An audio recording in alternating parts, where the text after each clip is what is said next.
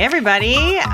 We are back this week with what I think is a pretty interesting topic, maybe a little unexpected. We're going to get into sex, artificial intelligence, and the metaverse, and just how all of this technology and AI is going to change relationships, including sexual relationships. Before we get into that, I am going to read our review of the week. So this one says, great show. Heather approaches this somewhat taboo topic with authenticity, realness, and openness. Such a refreshing podcast. Highly recommend. So thank you so much. And I'm glad it's refreshing. We aim for that. So if this is your review, reach out to us. You have won a bundle of sex and relationship books. We'll hook you up. So I have a guest with me today, since I am not yet an expert in, AI and the metaverse. I know a couple things. So joining us today is Joel Comm. So Joel was my neighbor when I lived in Puerto Rico, where he still lives. And he just also happens to have written like 14 books, one of them a New York Times bestseller, at least one. I don't know. I could be getting this wrong. So he's letting me just like ad-lib his bio. I also found out when I was looking up something he was talking to me about that he has a Wikipedia page. So instantly I was like, damn, Joel, that's pretty impressive. He also is an ENFP. So if you're into the Myers-Briggs, Joel and I are both ENFPs. And I think that we're just very open-minded people. I think we're both a little ad-libby in general. And I'm very excited to have Joel because his expertise, he has 3 podcasts, you guys, which is kind of crazy. So he's like legit podcaster. So he has one called The Bad Crypto Show. And that one, as you might expect, is about crypto and blockchain. And then he has one called The Nifty Show. And that one gets into NFTs. I'm guessing some metaverse stuff in there too. And then he has a new one, super new, right? Like last couple months, maybe. Newish. Yeah. 3 months now. Called The Bad AI Show or The Bad AI Podcast. So, and that's obviously all about AI, right? It's kind of this new technology. And I love how, Joel just kind of gets out ahead of things when kind of the culture is shifting in terms of new technology. And so I thought he was the perfect person to help us kind of anticipate, like, what is this going to be like when, it's happening, right? It's happening. We're here. Yeah. And that was very, very ad-libby of you. And I too am ad-libby. So you did a great job. Thank you so much. ENFPs Unite. So I'm happy to have Joel here. What do you think are some of the things that are already out there that are starting to change the ways we relate, we communicate, that kind of thing? Well, even before AI, there are smart apps that have been developed that kind of learn our behaviors, right? Our shopping behaviors. Oh, that's true. Amazon starts to know what it is we're looking for and will serve up, Facebook and Google will give us ads based on the things that we search for. I know they say our phones aren't listening, but how many times have you been talking with somebody about a topic and all of a sudden you get an ad super creepy for that thing? Yeah. It's super creepy. Yeah. We're way over the creepy line. Yeah. And so even though that's not necessarily artificial intelligence, it is intelligence. It is, data mining, then put into an algorithm and saying, okay, we think this is what you'll like. Okay. And it's not too far. There's probably a couple times during this show that I'll refer to the movie Minority Report, which I just viewed again recently. Have you seen it? I don't think I have seen that. It's a Tom Cruise movie from probably, 15, 18 years ago. Okay. And it's a great science fiction film that takes place in a future where there are 3 people that are gifted with precognitive abilities and they're able to tell if a crime is going to be committed before it's committed. Oh, that's wild. And the Department of Pre-Crime can then have an officer go arrest that person before you are going to commit a crime. What? We stopped it, but you're under arrest. Yes. And anyway, because it's futuristic, there's all kinds of interesting things that happen in the film. And one of them in particular is he's walking through a shopping mall and the different displays are talking to him as he's within, earshot of them. Oh, we have your shirt in that you like in this size.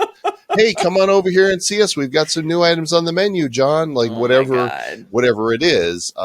So we already have that near frequency type of ability based on geolocation to serve up data that we're looking for. And of course, in the area of sex, there's all kinds of interesting things that have happened in relationships and sex, right? Dating apps, right? learn your preference, right? Yeah. And you kind of train it. Okay, I'm looking for, between 5'2" and 5'6" and brunette, and this age range, and that's what it's going to give us. Yeah. Some apps do that better than others, by the way. Yes. I noticed Some learn, Bumble gives me some cuter don't. people. Oh, is that right? It does. Like, I don't know how. I was actually thinking about that the other day. I was like, do the apps like look at your facial symmetry? Do they just notice like how many you swipe right on and how many people swipe right or left on you? And do they give you kind of people who get similar percentages of swipes, but then do they have to change it by gender? I don't know. I'm just pretty curious about it, actually. Well, let's just say the number of data points they have are number far more than what you're giving them. Yeah, that's right. scary. In terms of when you fill out your profile, Yeah. they know more about you. There is data on your phone that is shared between apps. When you agree to terms of service, you don't know what you're actually agreeing to. And you can just assume that based on usage of your phone, that the government knows everything about you.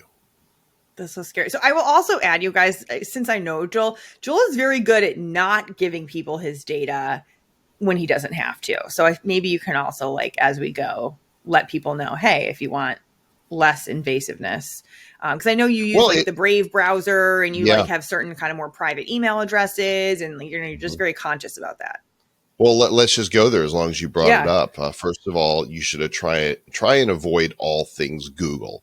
Very difficult because all of their stuff works really well together. I have not yet been able to completely extricate myself from their system yet and still use Gmail because so many people know this particular address. And my Google Calendar. What about my Google Calendar, Joel? Yeah. So there's no alternatives that are as sophisticated as Google Calendar, but Proton, protonmail.com now has a suite of tools. I do use Proton Mail.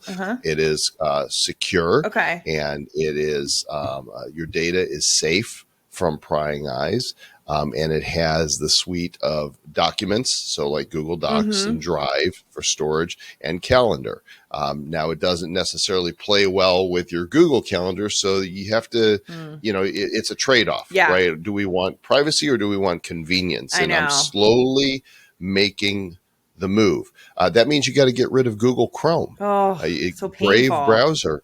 Yeah, but this is the easiest one to do. Okay. Go to brave.com, download the Brave browser. Okay. It is a privacy browser. You can control, whether or not you see ads, whether or not your data is saved, or whether or not it's private to you. And you can import all of your Google bookmarks. It's faster than Chrome. It's the easiest thing to switch, and having your browsing, profile away from big tech that wants nothing more than to treat us like the commodities we are. Now I'm thinking about all the porn sites everyone visits too. Oh gosh, they know everything. They know everything. Oh God. Oh, I feel like now that everyone is scared, I'll have to give them counseling. Brave.com. Go get the Brave browser. Simple, easy switch. Yeah. But you're right. I like the point that you're making, that in my mind, I think it has kind of been like, oh my God, it's going to be this abrupt, super fast change where like AI is taking over the world. But you're right. Like, there have been data points and there are algorithms, and it's not like the first time that a software is learning us. No. Now, in the realm of AI specifically, where machines are able to learn and think for themselves, that's what artificial intelligence is, right? To be able to come up with solutions to problems based on the models that they're coded with. ChatGPT is the fastest growing application technology ever. They hit it took Spotify something like, I don't know, 5 months to hit 1 million users, and Instagram was like a couple of years. It took ChatGPT and OpenAI 5 days to reach 1 million users. I mean, I think my dad's even heard of it. I'm sure it's hard to, you can't miss it. But can you break it down for people, like what it is, in case some people are like, I've heard of it, but I don't know what it is? Yeah, so OpenAI.com developed this artificial intelligence model. It's not the only one that's out there, but basically it's able to scour all known information that's on the internet and create a sense of understanding about the world. Think of it as a sophisticated search engine that doesn't give you results in pages, gives you results in data. Yeah. And you can teach it and it can learn. So people are writing code who have no ability to write code. They're using ChatGPT to say, write me this WordPress plugin or write me this game. Yeah. And then it'll give them actual code and then they can test it and they can say, hey, this didn't work. Please, make it so this item now does what it's supposed to do. And really the skill now is not in coding. It's in learning to prompt. Learning how to give the AI models the information that it needs in order to deliver the results that you want. Right. And so whether it's, give me 10 ideas for off the beaten path things to do while vacationing in Bangkok. Right. And it can do that. And you'll be like, wow, those are great ideas. I don't need a travel agent. I don't need to go, get brochures. There's 10 great things. Or whether it's going to a site like Midjourney and telling it, I need to create an image of a unicorn on Jupiter with a cat riding its back eating a piece of bacon. You can go to Midjourney and you can be very specific and tell it to do that. And it will come up with images that it would take an artist, days, perhaps. I had a hard time with Midjourney. I did try Midjourney and I was like, I'm not getting what I want, but maybe I wasn't good at prompting yet. But ChatGPT, I'm training it to write my emails. So I put in some emails that I liked my writing style. So I asked it to make a paragraph for itself. I was like, ChatGPT, make a paragraph that I can use to tell you how to replicate my writing style for future email sequences. So, and how'd that work? Good. So this is where we start to get into the fascinating part. I think people developing relationships with their AI, I think is super fascinating. So my friend Marcus is really into AI and he's done some sessions with me, helping me on developing prompts and stuff like that. But he sent me some of the feedback about how it would describe my writing style. And it was kind of oh, this person is open and warm, but still has credibility, but still, I was like, oh my God, I feel so understood. So it was really fascinating to kind of feel it's a machine, right? It's not empathizing with me, but I was like, oh my God, it captured who I feel like I am. That's so crazy. And so I can see how people would start to have some sort of emotional feelings or attachment to the AI.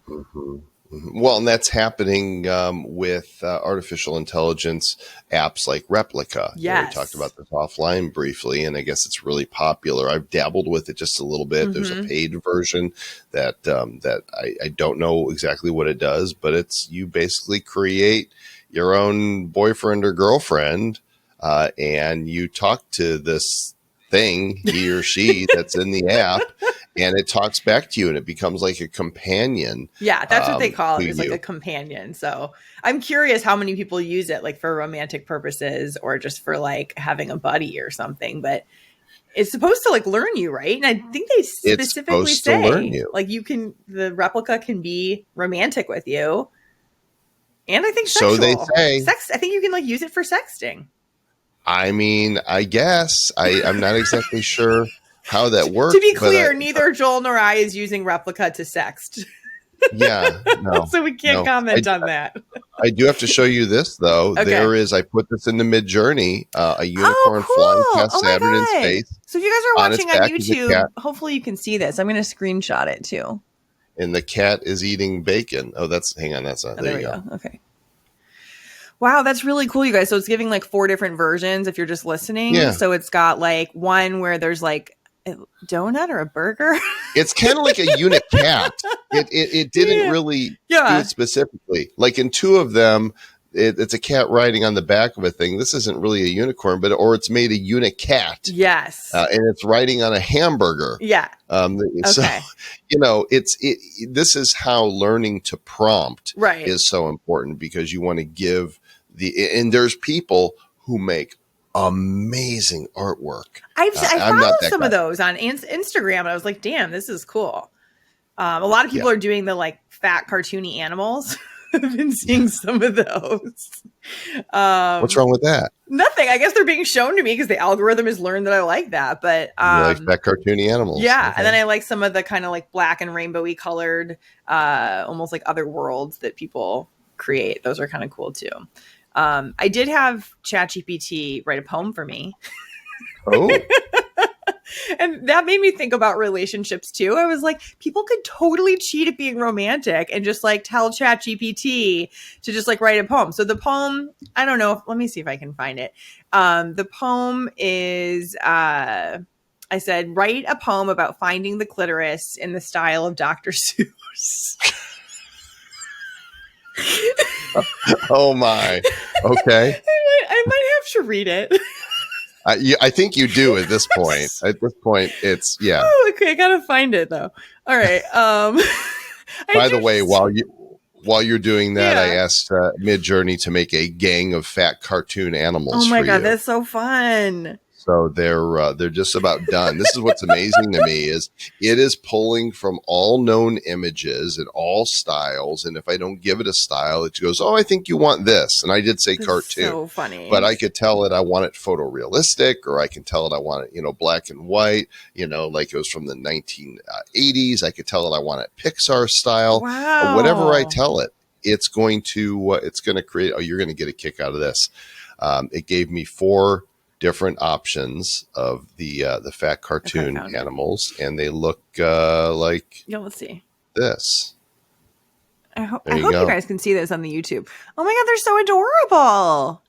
Yeah. And then I can go in and I could say, oh, number 2 is my favorite. Give me variations on that. Yeah. And then I can go in and say, give me a high res version of it. I've got the art that I'm looking for. And I'll tell you what this means to creators. If you're a content creator, if you are a writer of any kind, if you are an artist of any kind, a photographer, if you do anything in a profession, for example, an actuary, anything that could be replaced by a computer, that a computer can do that job.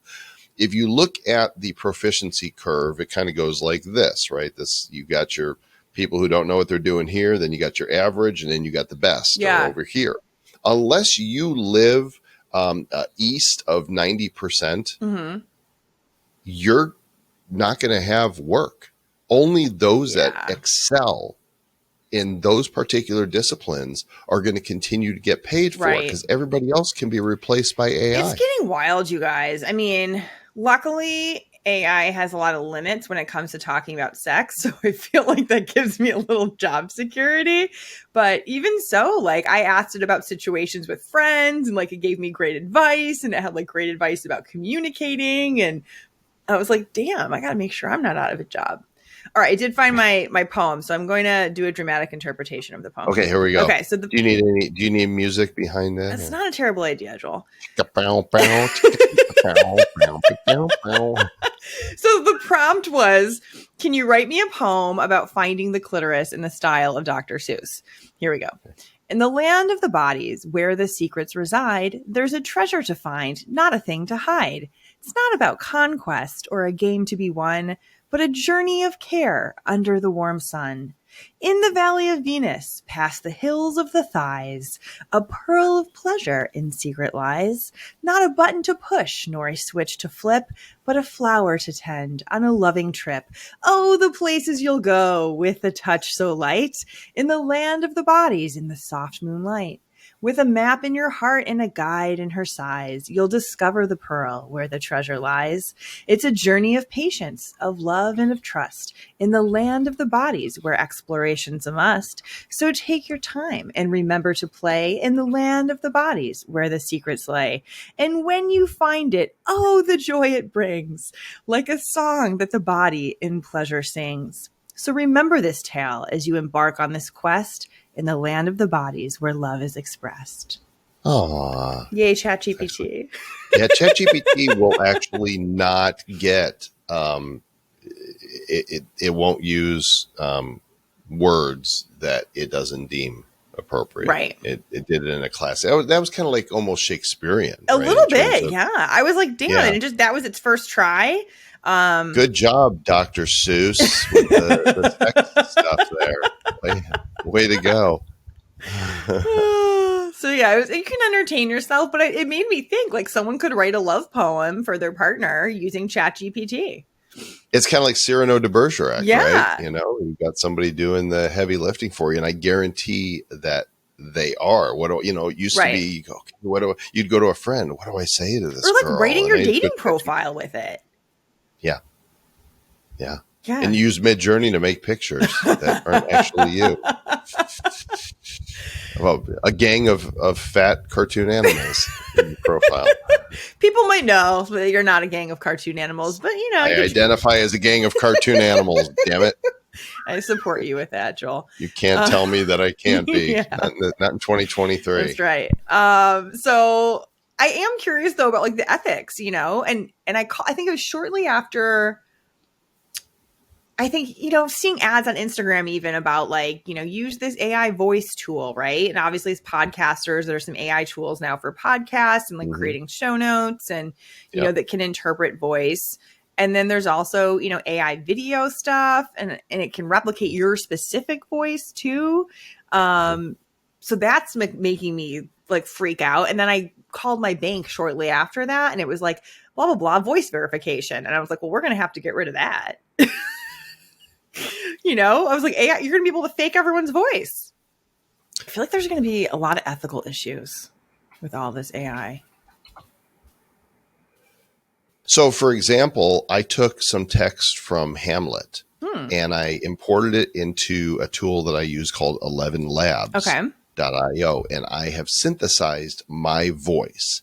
Now, I assure you that I have never read this text. Yes, I've said to be or not to be, but I've not read this. And what I'm going to play for you right now is the cloned, digitized version of my voice reading this. Are you ready? I'm scared.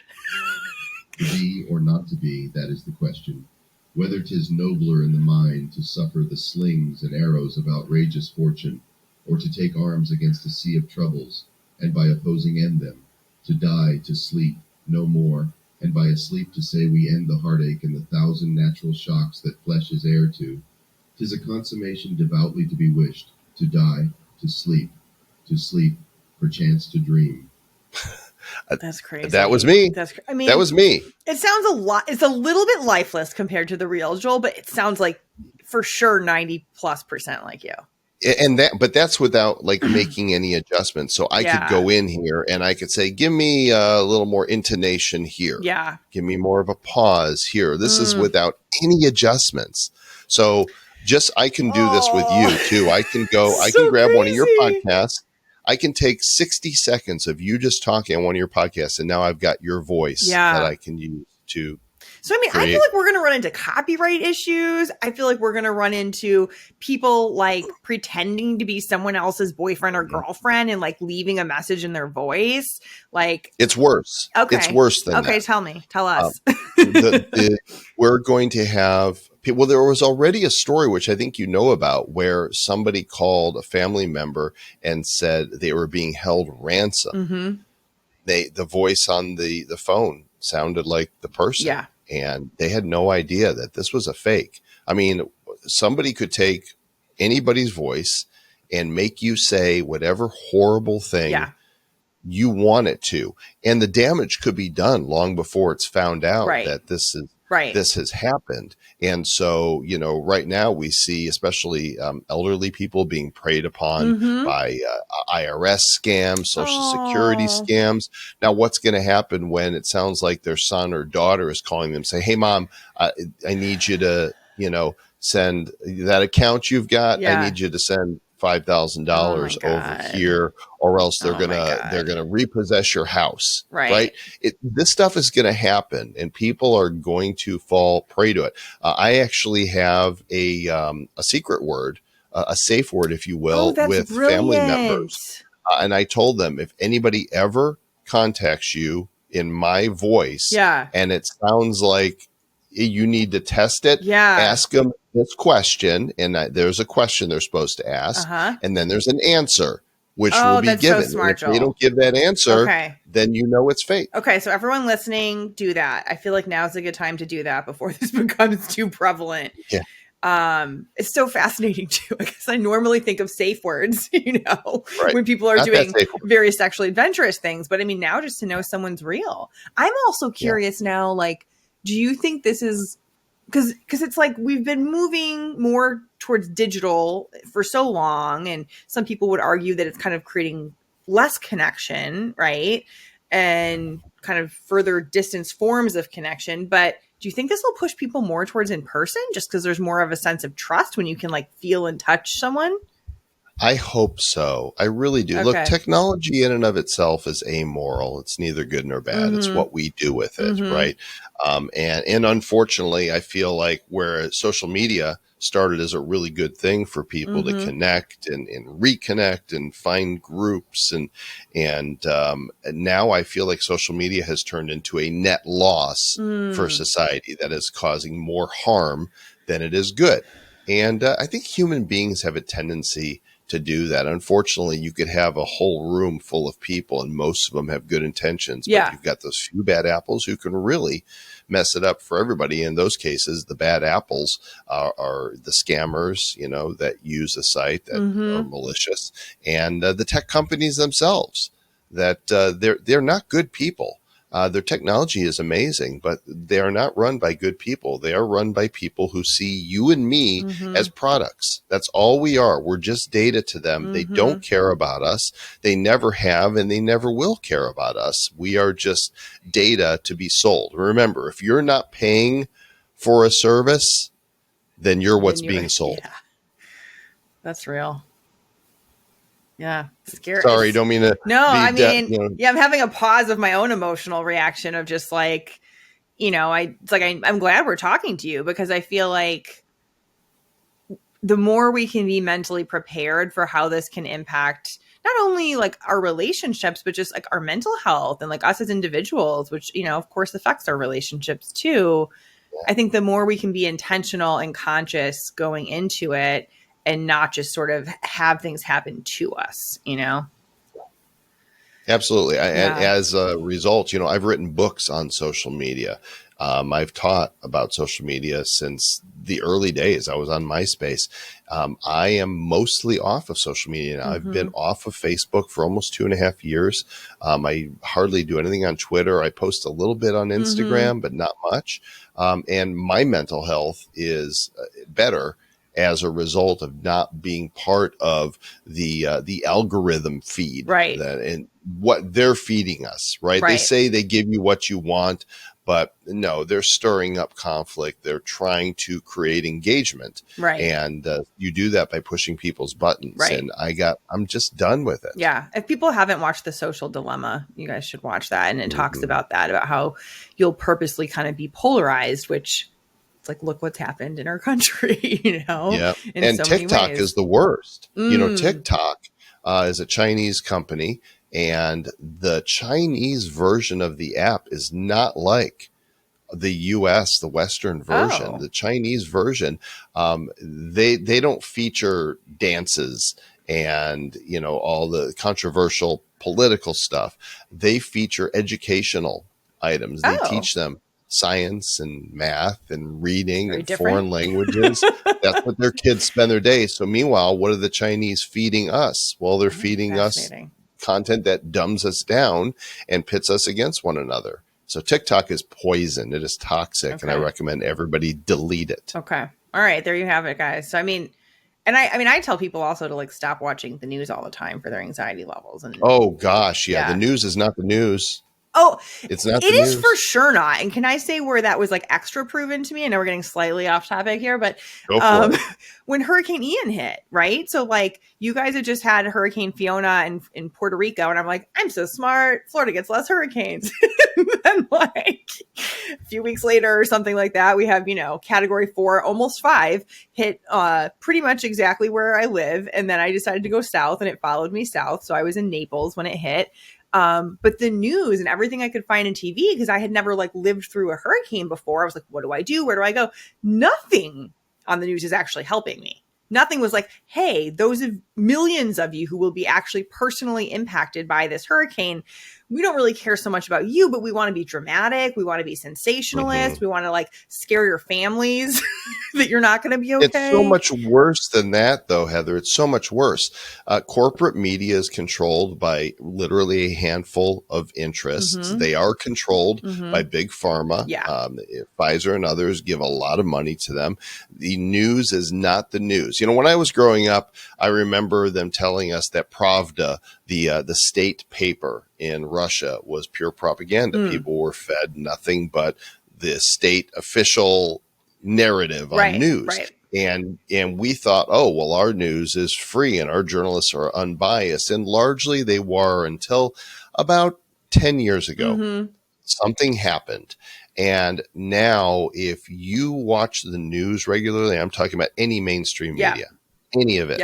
If you read it, if you're watching it, if you're listening to it, you're being lied to and mind controlled to degrees that you won't even believe. In fact, a lot of people, when they're confronted with the reality of it, refuse to, their cognitive dissonance, they disconnect emotionally because they can't grasp that, oh my gosh, I have been so lied to and I've believed it. I've bought it. Right.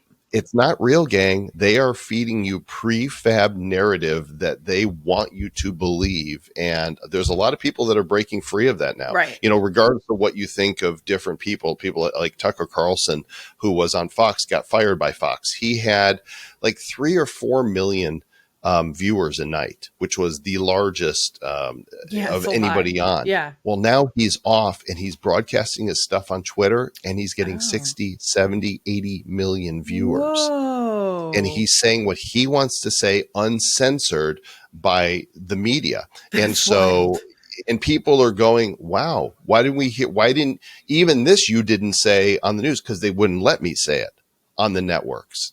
And I think we're entering into a new era, this battle of centralization via decentralization of, the citizen journalism is really becoming which is more cool. and more of a like thing. That's pretty cool. It's great. Yeah. So I'm glad there are some good things that we can focus on, because you're right. I mean, like, I haven't watched the news in many years, but like when I go visit my mom, for example, she watches the news a little bit and I'm like, oh my God, like, and it is a lot of pharma ads. I was like, how many things have they said could be wrong with you in the last hour? And when you multiply that by hours and days and just, I know a little bit about how the brain works too, given my profession, it's like, that is not good. It's not good for you. It's not. Yeah. And the media is a 3-pronged beast. It is the government, it is big tech, and whether you know this or not, it is the uniparty, largely made up of the Democrat Party and many Republicans that are two sides of the same coin. Interesting. They play off each other in ways to make it look like they're getting things done, but they thrive off the conflict and they're not. And so it's really scary. But once you see it, you can't unsee it. Yeah. Once and more people are waking up. It is kind of this Matrix-like analogy that many people are sleeping. That's my next fear. So why don't we just dive into the Matrix? Sure. And I'm just going to apologize. I hope that this does not give anyone a panic attack. If you're getting really anxious, contact me and I'll try and help you. But, it's just a little red pill. That's all we're doing. We're just doing a little red pill, which is kind of knock, Neo. Yeah, it's just like a little broader today than normal. But normally I am trying to red pill everyone about sex. We'll get into the sex and relationship stuff, I promise. But so I think about things like the metaverse, right? And virtual reality, and how we're going to have like goggles on, or who knows how they'll do it eventually. Maybe it'll just be like a contact you put in at some point that is right in your eyeball. And I don't know, we're going to get microchipped. I don't know. But I'm like, I can see it getting to the point where it feels so real and our brain perceives it as so real. Like, do we forget to come out? Are we just kind of hooked up to like catheters and feeding tubes and we just kind of exist in it? Like, you know, it's I could just see it becoming very matrixy. Yeah. I mean, you've watched a lot of movies. Technology is advancing to, yes, there will be a contact lens device after there are lighter glasses. Right, You know, right. now Apple's coming out with the Apple Vision, which is a lighter headset, which isn't VR, it's augmented reality. It looks amazing. Yes, I want one because I like the toys. But ultimately, I do think that, you know, if people are always going to crave connection, even if they don't understand what it is that they're craving, and they're going to find a way to get that. I'm not saying that relationships in the metaverse can't be real relationships. There's a lot of people that have met in online games like Fortnite, World of Warcraft. Yeah, absolutely. They've gotten married IRL, That's right? so They've cool. had weddings in the games, and they're together. And so look, technology can be used for beautiful things. I totally agree. And like some of the podcast guests I've had on, you know, as much as I agree with a lot of your points about social media, I've just stalked them on Instagram and I'm like, oh, this is a cool person. Let's see if they'll be on my show, you know? So like, and now I kind of have some friends I've never met in person. And that's because you're choosing to leverage it for good. Right. But it's not all like that. If you look, there's no always and never. Right. Exactly. Right? There's the great in between. And so you have people on extremes that are using it for unhealthy purposes. And then you've got a lot of people that are attempting to use it for healthy purposes and sometimes get sucked into, you know, the vacuum that's pulling from either side. That's the issue that I run into, because it's like I might go on there with a good intention, and I'm sure we all do this to some degree. It's like we open up our phones intending one thing, and then it's like all the distractors and dopamine hits. It's like, oh, well, let me just check my text first. Let me just check, you know, this DM, or like, oh, look what's on my homepage. We're all addicted. Just in case anybody thinks they're not, odds are you're addicted to your devices. For sure. You're addicted to your phone. Yes. And if you were like, sometimes I'll put my phone down and I'll get up and I'll walk out, you know, and I'll have this moment of panic, and it's funny, but it's almost like, oh my gosh, where did I leave my penis? Right? It's like, because you have this sense of, I've left something really important behind. It is. And I'm like, okay. It's almost like a little anxiety thing, for sure. It is. Yeah. It really is. We're addicted. So, you know, as long as you know, hey, my name is Joel and I'm a technology addict, and I pick up my phone first thing in the morning and I set it down and turn it off last thing at night. And the amount of screen time I have is embarrassing to me. But I do remember what life was like without it. Yeah. And sometimes I pine for that for all of us. Me too. If I fear for anything, it's for this generation that has been raised with them from cradle, who are never going to have the experience of not being hyper-connected. And I think this is one of the reasons we have as much anxiety and as much lots of emotional anxiety. Disorders as we have today. For sure. Yeah. I didn't get a cell phone until I was 20, I think. So it's, you know, now it's kind of like, should I give my 7-year-old a cell phone? No. I'm going to go with no. If I was raising kids, there's a lot of things I would not do with my kids today. If I was raising them today. Yeah. Okay. I have a great deal of empathy. Let's get into the, maybe some good sides. How can we? Well, I think it's all good. You know what? It's all good because education and knowledge is power. And there might be some people listening to this some people might think he's a nut. That's not true. That's fine. You can believe whatever you want to believe, but there's going to be others that are going to go down the rabbit hole and go, oh, maybe I should look at this. Yeah. Maybe that what the news is feeding me is biased. Maybe social media isn't good for me. Maybe they'll monitor themselves and go, how am I feeling when I do this? And that is super important. Yeah. But yeah, I think for me, and I think more people will have the experience I did with the hurricane, where you're like, what is being reported does not match. Like, I'm here in it. I don't, you know, this is not matching. So I think more people will have that experience too. But one application I was thinking would be kind of cool is like people in long distance relationships. Like, I feel like they're going to have so many more options to feel more connected. Like, how do you see that? going. Yeah, well, absolutely. I mean, VR Mm-hmm. does that. There's a lot of apps right now. If you have an Oculus Quest or the HTC Vive, you can go in and apps like AltSpace VR and VR Chat. You can go and you can have conversations and sit, or stand next to the avatar That's of so your loved cool. one and be together and hear their voice. And spend time together and play games or just talk or be in a group or watch a concert. Is it this, excuse me, same as being there? No, it's not. But is it the next best thing that we didn't have before? Yeah, it is. Yeah.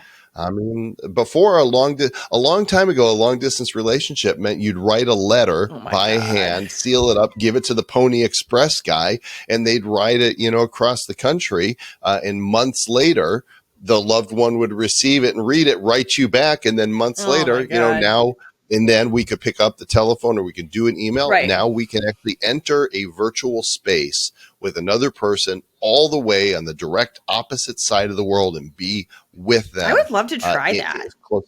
Have you not tried it yet? I haven't tried it. I mean, it seems like way more fun than Zoom. Oh, yeah. Well, it's different. In Zoom, you get to see a real face, right? Real flesh, real expressions. But VR is getting more sophisticated. And if there's a feeling that you can't read from somebody's face in VR, they can send a little emoji that says they're happy or sad or clapping or whatever. So, if you don't have an Oculus Quest, maybe find a friend that does, or next time you're in town, I'll show you. Okay, online. that'll be fun. We could do like an addendum to this episode. What about sex? Like, what do you think is going to start happening with sex? Because I'm just so curious. Have you ever seen this show Upload on Prime? Amazon. Yeah. Everyone should watch that if they haven't. I think it's just a great show, period. But it's this idea that your consciousness is effectively uploaded to like a virtual reality heaven type of thing. So it's kind of like they capture your consciousness like right before you die, and they do kind of like keep you kind of like semi-alive, and your consciousness goes like into the cloud, basically. It's the head in a jar. It's the Simpsons, head in a jar. I know, but it made me think there was an episode, well, actually it was multiple episodes where the ex-girlfriend puts on this whole like bodysuit where then she can kind of appear in this virtual reality with the kind of like semi-dead boyfriend guy. And it seems totally real. And it just made me think, like, is that what sex is going to turn into? Like, are we just going to have like a bodysuit with a bunch of sensors? Like, what's going to happen? Yeah, well, so let me refer back to Minority Report again. There is a scene where he's running through, again, it's a commerce center, and he opens a door, and it's basically a futuristic brothel of some kind. And there's a guy laying on the table who is in a full bodysuit, and he is being pleasured. And you see on the screens around him all of these women. Oh, wow. And he's feeling everything everywhere. That's actually, now I believe that they make something that has sensors like that, because there's all kinds of sex toys, right? To stimulate both male and female genitalia, and they're getting more sophisticated. They're getting smart where you can, your partner can control it with the phone, the intensity and all of that. So I think, and I've not shopped for one of these, so I don't know for sure, but I'm pretty sure that this type of technology, if they can make something that is specific, for the genitals, they can make something that you can wear. I don't know, how far along they are with that, but technology moving at the pace it's at wouldn't surprise me if they have it, and it's going to get more and more sophisticated. Now, is that intimacy? Well, I suppose if you are with your significant other and you're experimenting with these toys, then it could be. Hard to believe that anything can replace just human touch, one-on-one, in terms of intimacy. But in terms of fun and play, I think that there's a lot of things to experiment with. Yeah, for sure. I think that's a good attitude too. Like, if you're sharing it with a partner, it's still intimacy. Also, if it's just yourself, it's solo sex intimacy, like that's also valid. Is that intimacy though? When you're with yourself? I mean, who are you being intimate with? Yourself. I mean, I'm always intimate with, here I am. I'm in my body. I'm having an intimate moment, before I came out in here with you. I'm reading, I'm writing is very intimate. I mean, I don't know. I think to be intimate, you need to have someone to be intimate with, but I could be wrong. But I do think that there's like degrees of intimacy with yourself. Like we can be dissociated and like not really present in our body at all. Yeah. Or we can kind of be doing like a walking meditation where we're just like noticing and feeling like the movement of the foot with each step. And we're just like hyper present. There can be sort of like the intentional experience of like touching your own skin and kind of like noticing sensations. So I think there's kind of like, it's like, how present are you with yourself? But certainly what you're saying of like, well, I'm always like kind of in my body having an experience of being me. But I do think that, I don't know. I think a lot of times we're not present with that. Yeah, I mean, I'm looking here on the search engine, and I can't find anything that's not about being intimate with another. But I suppose I do agree that there are moments that we are more in touch with what's happening with us, and if we want to call that intimacy because it's an understanding where we are, I'll allow it. Thanks, Joel. You're like I need your permission. Dummy. No, it was a good question actually, but and I'm sure people will have different opinions, but we're just here to make them think. So this was so much fun, a little scary at times for me, but I feel a little more prepared now. So I hope that people listening feel a little more prepared for some of the changes that come. So, reduce the social media, if not eliminate. Have the safe word, new type of safe word, everybody. Safe word with your family and friends. Pepperoni. No, I just want pizza, really. I like how you have a specific question too. So a specific question and a specific answer. Yeah. Oh yeah. Because nobody else would know. The question I've given them, nobody would think to ask it. And I'm the only one now who know the answer. Yeah. So come at me, bro. Yeah. And then we'll link to some of the stuff we mentioned too, like the Oculus stuff and some of the apps and the replica. If you're just curious, ChatGPT, if you're just curious to check some of it out. And I will mention the paid version of ChatGPT is like wildly better and I think very worth the $20 a month. So we'll link to that too. If you're AI curious. Yeah, I like that. It's like a new orientation. So do you want people to find you, Joel? Normally I ask people. Well, normally I ask people, how can people find you? And I'm like, I don't know if you want to be found. Let's check. If you look for my name, I'm on so many web pages because I've been doing this for 28 years. He really is. Yeah. Doing online business. So you can find me. Just don't stalk me. Don't be weird, but happy to hear from you. If you want to DM me on Twitter, I do check those from time to time. There's so much spam in there. Okay. It's crazy. Or if you go to my blog, joelcomm.com. There you go. There's a form there that you can write me. All right. Tell me that you think I'm insane. That's fine. He has a thick skin, you guys. So we'll link to your Twitter and your website then in the show notes. But thank you so much for doing this episode with me.